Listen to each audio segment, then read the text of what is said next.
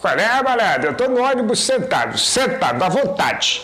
Aí chega uma senhora lá com 11 filhos. Eu tô no ônibus, olha pra mim e fala, se o senhor fechasse suas pernas, tinha lugar pros meus filhos.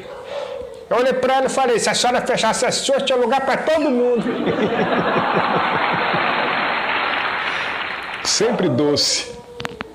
Já que ele falou de pessoas que têm muitos filhos, isso me deu uma ideia.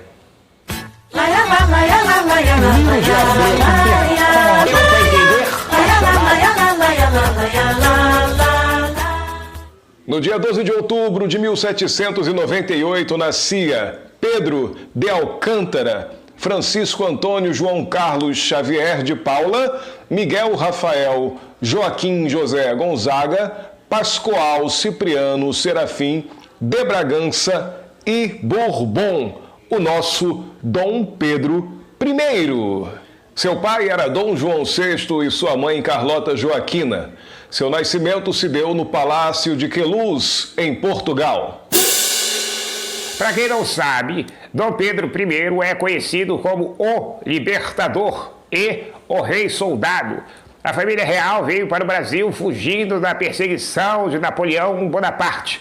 Pedro I é primeiro apenas aqui, porque em Portugal ele é Pedro IV, teve que entrar na fila. Deu para entender? Em 1808, a família real chega ao Brasil. Dom João VI vai morar em São Cristóvão e leva consigo Pedro e o irmão Dom Miguel.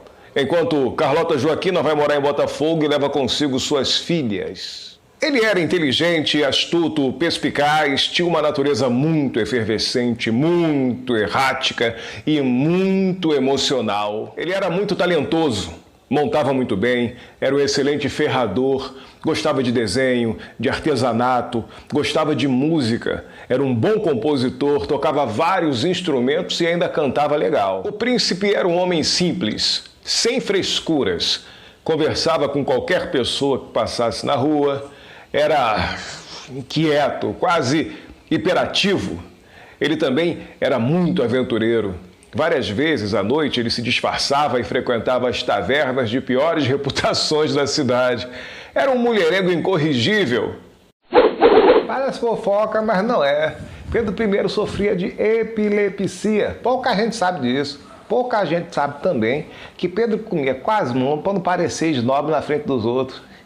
Parece fofoca, mas não é. Ele sozinho compôs o hino da independência e também compôs o hino de Portugal, que ficou valendo até 1920.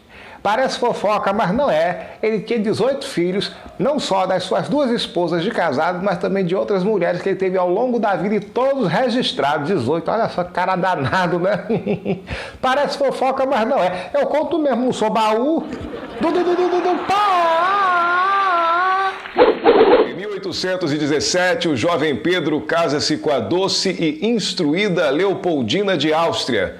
O casal teve 7 filhos: Maria, Miguel, João Carlos, Januária, Paula, Francisca e o famosíssimo Pedro II. Quando eu era mocinha, que eu morava lá no Catumbi, eu estudei no Educandário Nossa Senhora de Nazaré. E nas aulas de história eu ficava muito confusa, porque eu sempre achava que Pedro II era pai de Pedro I, mas depois eu fiquei sabendo que Pedro II era filho de Pedro I, apesar de... Então a professora me fez uma pergunta, Santinha. Qual foi a primeira coisa que Pedro I fez quando chegou no trono? E eu respondi, ele sentou. Aí ela me colocou de castigo só por causa disso. Eu não vou falar mais nada, porque eu tenho vergonha. Em 1820, seu pai, Dom João VI, volta para Portugal e deixa aqui no Brasil como príncipe regente Dom Pedro I. Não demorou muito, as cortes portuguesas decidiram que também o Pedro deveria voltar para Portugal e o Brasil voltar a ser colônia de Portugal. Porém, Pedro não aceitou essa condição. Não aceitou nem que o Brasil voltasse a ser colônia e nem aceitou voltar para Portugal.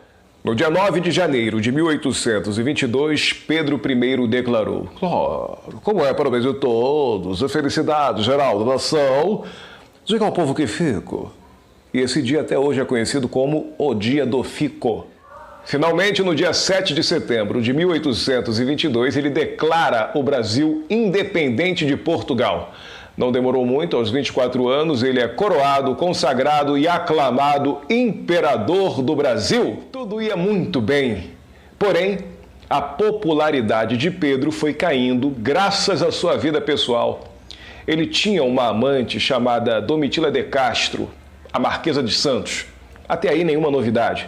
Ele era mulherengo, ele tinha várias amantes. Porém, essa foi a única que ele assumiu publicamente.